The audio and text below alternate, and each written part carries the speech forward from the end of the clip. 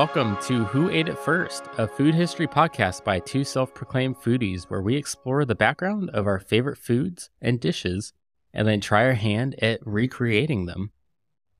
We're back, baby. We're back, baby. It's kind of a cool feeling. What's your name? No one probably knows who we are. My name is Kendall Runquist. My name is Logan Runquist. We are married, Hi. in case that wasn't implied already. We used to... 2 years ago, back in 2020, we hosted a different podcast called Tales of Plenty. It was extremely popular. Got a whole 9 viewers. 9 listeners. But one was from Germany? France. And we love them. Yeah. We never met the person.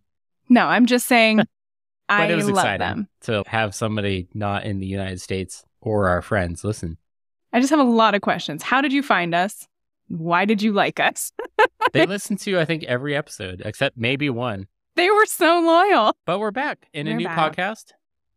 Post-quarantining, and it's good. Yeah. So we're excited to bring this to you, and we hope that you enjoy it. So as we said, this is Who Ate It First. We're going to talk a bit about history of our favorite foods. And for this first inaugural episode, we have Logan presenting... Hello, I am presenting French fries. I love me some French fries. Yes. So today I wanted to talk about French fries. Classic. Seemingly American food. But where does it come from? I mean, it's in the name, right? It's the French. False. False? It might not actually be French people. There's kind of a lot of kerfuffle around who can claim French fry as their food. So let me tell you a little bit about it.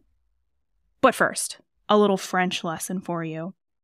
In French, potato is pomme de terre, and that translates to apple of the earth, which is disgusting. Yeah, you would think it would be like sweet like an apple, right? One would think, but for whatever reason, that is their word for potato. Also, potatoes are roots and apples grow on trees. I think what they were meaning was the inside of a red apple is white-ish, sort of starchy looking. Okay. And the inside of a potato is white and sort of starchy looking. I think they look like they have a similar texture. And then, I mean, I don't bite into potatoes on the reg, but I would imagine they sort of have that same crunch. I don't think I've ever bitten into a raw potato like it's an apple. That sounds unsafe and gross. It does. I kind of want to try it now, though. Oh, darn. We're fresh out of biteable potatoes. Dang it. Anyway, just wanted to give you that little fun fact. So French fries are called pommes frites and are very commonplace in today's French food. You've probably heard of a meal like steak frites, which just means steak and fries. Very delicious. So who ate it first? Well, that's up for debate. Some say the Belgians. Some say, yes, it was indeed the French. Others say Americans by way of the Spanish. My information comes from a National Geographic article by Rebecca Rupp and the Fascinating History of Food podcast. It's been said that fries originated in Belgium.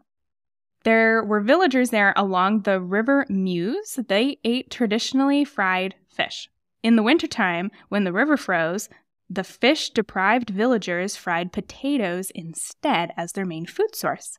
So it's said that this dish was discovered by American soldiers living in Belgium during World War I.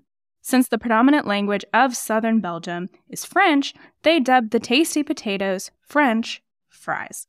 So Americans stored that little factoid away as fact for decades. So that's why some people think French fries are actually Belgian? Belgian. Belgian. Belgian, there you go. I don't know why that sounded wrong. Belgian. I mean, I could.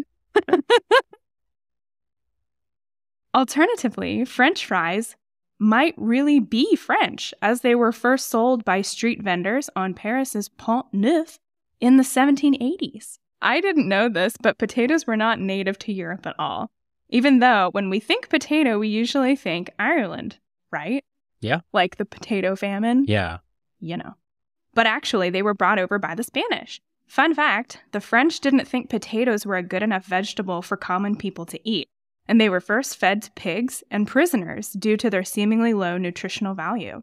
It was all because of one man parmentier, to get the vegetable on the up and up and deem it worthy to be eaten by everyone, including royalty. Yeah, that's so funny because like nowadays in our society, potatoes are eaten so much. Right. I probably have something potato related at least once a day. And there is some version of potato or starch at every main meal across cultures worldwide on the daily. Yeah. So It's everybody, such a universal vegetable now that everybody eats. everybody loves potatoes. And it's so high in starch and it's really cheap, which is why a lot of countries were using it. You could get it on the cheap. You could make things in bulk. Yeah. And so it's a very versatile vegetable too. You can do a lot of things with it. definitely. The first written mention of French fries seems to have been that of Pedro Cieza de Leon. You'll have to excuse my Spanish. I speak French. He was a teenage conquistador turned historian who, in 1553, published a memoir of his experiences entitled The Chronicles of the Incas, which sounds like a movie, in my opinion. In it, he describes the potato, one of the principal foods of the natives, as kind of an earth nut, which, after it is boiled, is as tender as cooked chestnuts. Brought home to Spain, the Incan potatoes may very well have been served fried, because frying in oil was a Spanish culinary tradition, though the end result would have looked a little more tater-tot-esque, as early potatoes were lumpy and no bigger than golf balls. Oh, wow. Okay. Oh, you do like a good tater tot. I love a good tater tot. Who doesn't? Who doesn't love tater tots? Thomas Jefferson, possibly the first American foodie, by the way, is generally credited with introducing the French fry to America. And in his case, the fries were definitely French because he encountered them while serving as American minister to France from 1784 to 1789. So you're saying when Thomas Jefferson came home, he introduced them? Yeah, exactly. He was bringing them fries back to the U.S. Why didn't he write a song about that? I don't know. Lin-Manuel Miranda, you should make an addendum to Hamilton and add in French fries. Yeah, seriously. Shout out to Lin-Manuel. If you're listening to this, which you probably aren't, please write a song about Thomas Jefferson bringing home French fries because I would cry. Same. Jefferson had collected recipes, and among the 150 he brought back, one was fried potatoes, which Jefferson originally knew as pommes de terre frites à cru en petites tranches, which means potatoes deep fried, while raw, in small cuttings. Anyway, so the Belgians are currently petitioning UNESCO to endorse the fry as an official icon of Belgian cultural heritage, which, like, we stan. I love that. Yeah. Amazing. That's really cool. They not only eat more French fries than the French, but also boast more French fry vendors, or in their language, fricots, per capita than anywhere else in the world. And if that isn't enough, Belgium is also known as the world's first, and so far only, French fry museum. It's in cool. Right. It's in a city called Bruges, and it is hilariously amazing as it sounds. I went on their website, 10 out of 10. I want to go there immediately.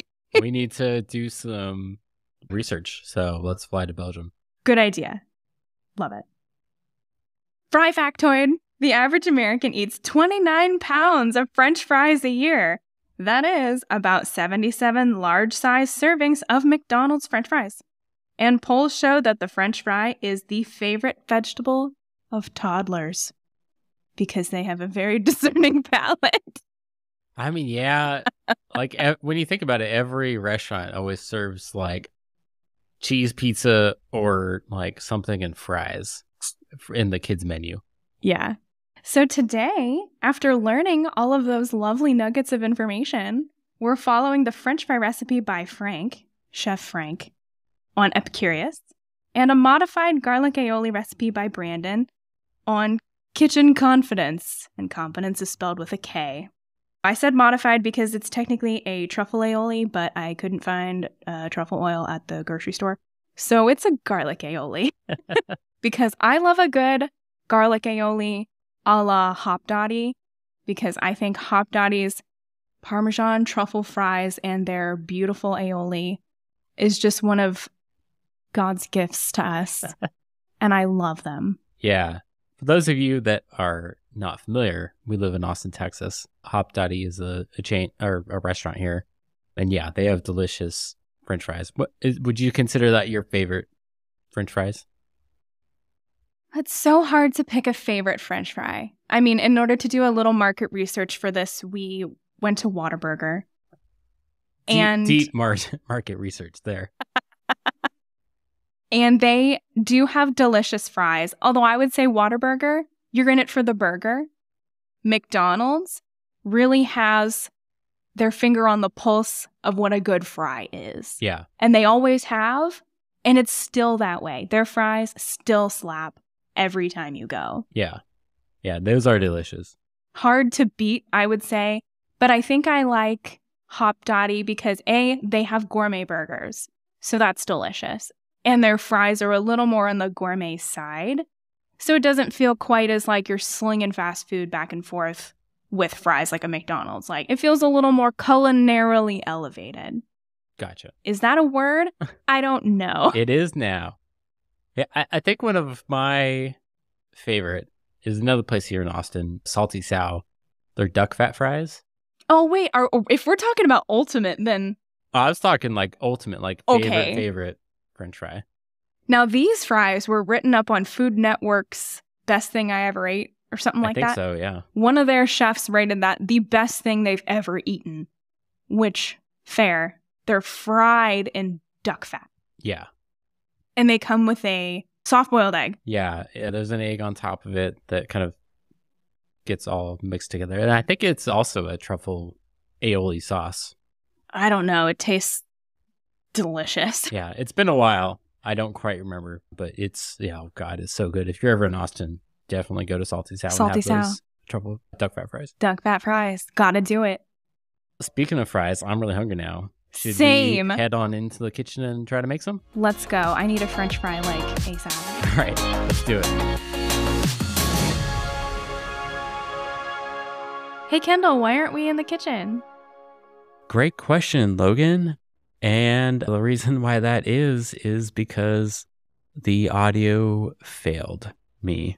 Yeah, so I do apologize, everyone. I know that our segment is normally us in the kitchen actually cooking the French fries, and we do have that audio. It's the first time that we did this setup and this style of podcasting. So we're experimenting a lot, and the audio honestly just did not come out good. So for this episode, we are not going to be having our kitchen audio. But in future episodes, we did find the issue, and we're going to correct that in future episodes. So I do hope that you stick with us. And again, I'm really sorry that you're not going to get the kitchen audio. Maybe we'll release that as like a bonus content down the line or something like that. Bonus. But for now, we are just going to do this. And we're going to just kind of talk about the recipe that we did cook, and so that you still get some explanation of what we did. In the next episodes, we will actually be in the kitchen. So we are using Epicurious on YouTube, and the chef is Frank Proto.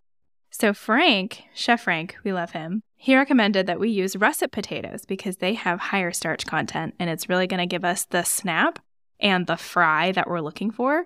We're looking for a McDonald's-esque fry. Really crunchy on the outside, golden brown, delicious, and soft and pillowy on the inside. So russet potatoes are going to give us that. We also used a French mandolin to cut those. We don't want to cut those with just a regular knife. It was able to give us the really long, skinny fry that we were looking for. We also used a guard on that because I was super scared of cutting myself. Yeah, the cool thing with the mandolin is it has all these like blades that are kind of set straight up. So it slices a bunch of slices down the potato, and then you have one long blade that then also at that same time kind of cuts all of those slices. That's how you get the French fry shape. It's kind of a crazy looking device. It almost looks like a small torture device. Yeah, it can be dangerous because there's a lot of blades. So that's why we're using that guard, because you have to be careful with that. Super dangerous. So after we had cut those, we put them in a preliminary bowl of water. So you do a first soak to get just those initial starches off of the fries. And then we put them in a secondary bowl and we let those soak. Chef Proto recommended between 6 to 8 hours or overnight. And we did overnight because we wanted them to be extra good. So we really wanted to make sure that they were fully saturated and we get all those starches out.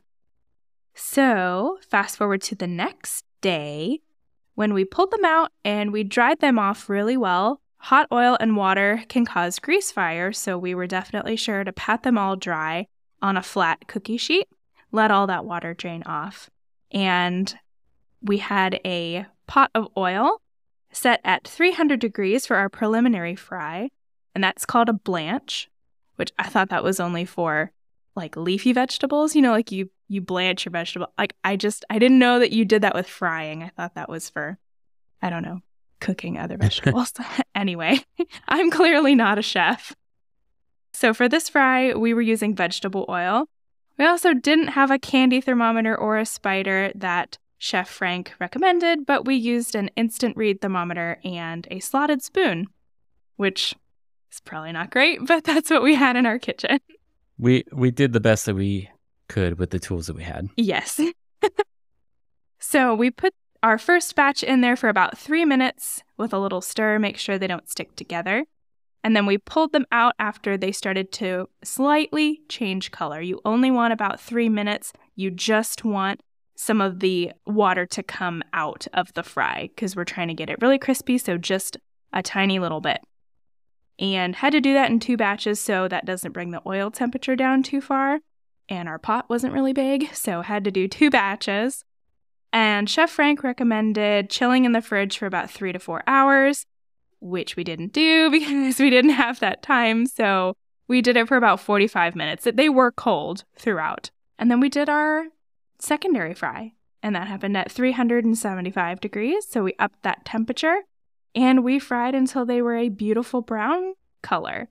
I only did 1 batch. I was a little scared of the super hot oil, so Kendall took over to the rest of them. And immediately, we put those super hot fries into a bowl where we added salt because you really want that salt to stick to the outside of the fry when it is super hot. So just kind of drain off the oil in your spoon and then put it directly into the bowl. And that was pretty much it. It was a very simple recipe. Frank made it really, really easy, breaking down frying steps. And yeah. Yeah, it was actually a pretty straightforward recipe. It was just a little time consuming, but it was great. Highly recommend it. And you'll hear our review of the recipe right now. Right now. So we will catch y'all in our next segment, Rave or Roast. Woohoo.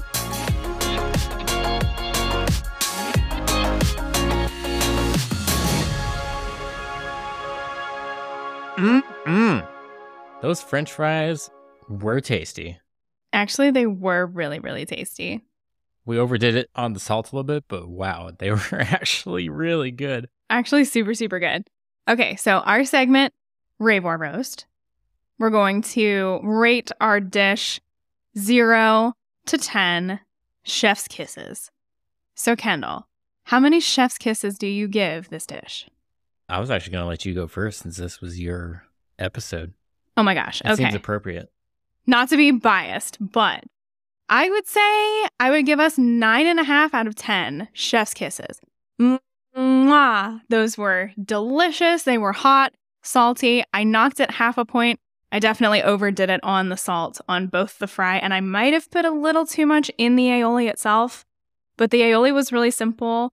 Just some mayonnaise, some lemon juice, a garlic clove, salt, pepper, and then a little bit of Lowry's seasoned salt because seasoned salt makes everything better. And we had put regular table salt on the fries, the really fine granules. And yeah, so that's a 9.5 from me. Yeah, for me, I pretty much agree, actually. I'm probably going to just do a solid 9 out of 10 because they were extremely delicious. Like, they were nice and crispy. They were all fully cooked in the middle, too. All of them. Yeah, that was the part that I was worried that we were going to undercook. But no, they were delicious. Just, yeah, by the end, we definitely overdid it with the salt, and I had to actually stop eating them because I had to chug 2 glasses of water from the salt. I didn't. I powered through. So yeah, 9 out of 10 chef's kisses for me. Thank you. So delicious. Hey, I call that a success. Good job. So yeah, thanks everyone for tuning in to our first episode of Who Ate It First. We are Logan and Kendall Brunquist. It's been delicious. See you later.